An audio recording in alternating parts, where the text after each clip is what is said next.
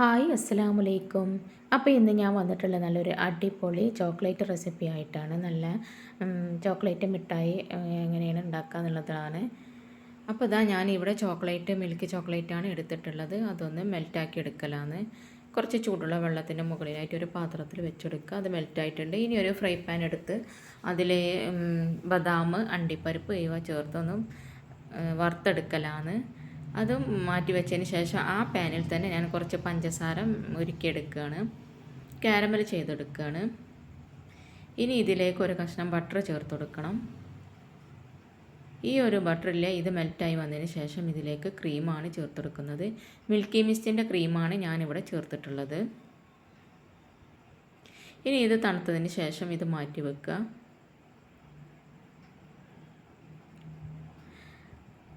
അപ്പോൾ അതാ ഞാൻ ചോക്ലേറ്റ് മെൽറ്റായത് എടുത്തിട്ടുണ്ട്. ഈ ഒരു മോൾഡിലേക്കാണ് എടുത്തിട്ടുള്ളത്. ഇതൊരു മിഠായിയുടെ മോൾഡാണ്.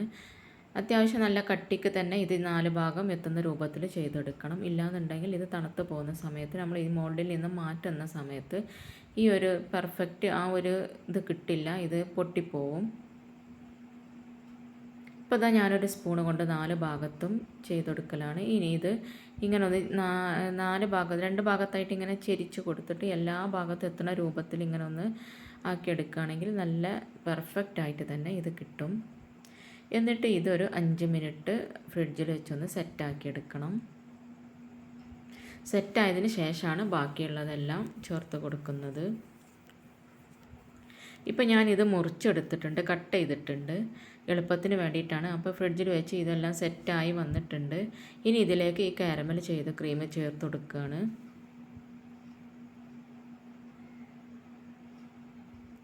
ഓരോ ലെയറായിട്ടാണ് ഇത് ചേർത്ത് കൊടുക്കുന്നത്.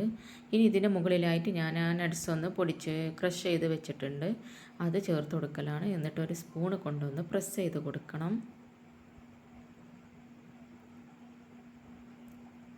2 ലെയറാണ് ഇതിൽ ചേർന്ന് കാരമലിൻ്റെ നട്ട്സും പിന്നെ ഒന്ന് നമ്മുടെ ന്യൂട്ടലയുടെ നട്ട്സാണ് ചേർത്ത് കൊടുക്കുന്നത്.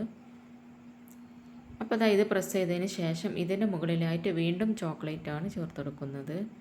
എന്നിട്ട് അതും ഒരു 5-10 മിനിറ്റ് ഒന്ന് സെറ്റാക്കി എടുക്കണം.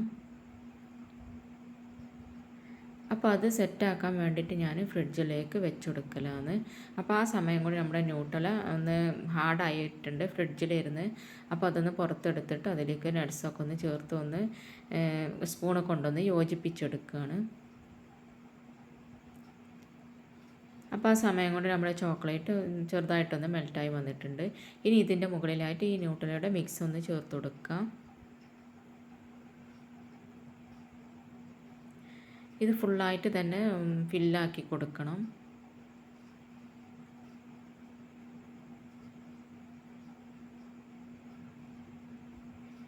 ഇനിയിപ്പോൾ ഇതെല്ലാ ഭാഗത്തും ഒന്ന് ടാപ്പ് ചെയ്ത് കൊടുക്കുക. എന്നതിന് ശേഷം ഇതിൻ്റെ മുകളിലായിട്ട് ഫൈനലായിട്ട് ഈ ഒരു ക്രീം തേച്ച് കൊടുക്കലാണ്. ക്രീമല്ല, നമ്മുടെ ചോക്ലേറ്റ് ബാക്കി വരുന്നത് ഇതിൻ്റെ മുകളിലായിട്ട് ഒഴിച്ചു കൊടുക്കുക.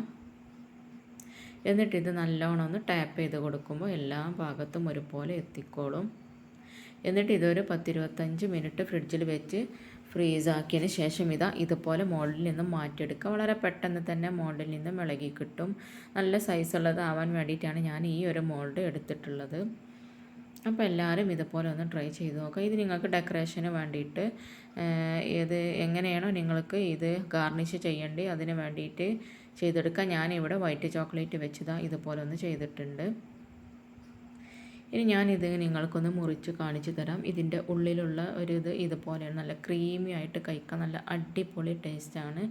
ഇതുപോലെയാണ്, പുറമെ നല്ല ഹാർഡും ഉള്ളിൽ നല്ല ക്രീമും ആയിട്ടാണ്. അപ്പോൾ ഇത്രയേ ഉള്ളൂ വീഡിയോ നിങ്ങൾക്ക് ഇഷ്ടപ്പെട്ടാൽ ലൈക്ക് ചെയ്യുക, ഷെയർ ചെയ്യുക, സബ്സ്ക്രൈബ് ചെയ്യുക. നിങ്ങളുടെ ഫാമിലിക്കും ഫ്രണ്ട്സിനൊക്കെ ഒന്ന് ഷെയർ ചെയ്ത് കൊടുക്കുക. അപ്പോൾ മറ്റൊരു വീഡിയോയുമായി വീണ്ടും കാണാം. അസ്സലാമു അലൈക്കും. ബൈ.